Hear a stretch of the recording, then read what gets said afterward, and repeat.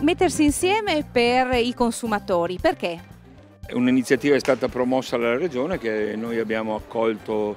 ben volentieri, è il terzo anno che la facciamo, sperando che la comunicazione che forniamo in questi giorni sia utile non solo a farci conoscere ma a fare avvicinare i cittadini che hanno molti problemi per dare una mano loro a risolverli. A parte la disponibilità degli stendisti che è stata veramente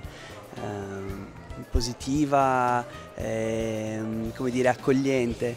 trovo giusto che ci siano queste manifestazioni perché spesso non è,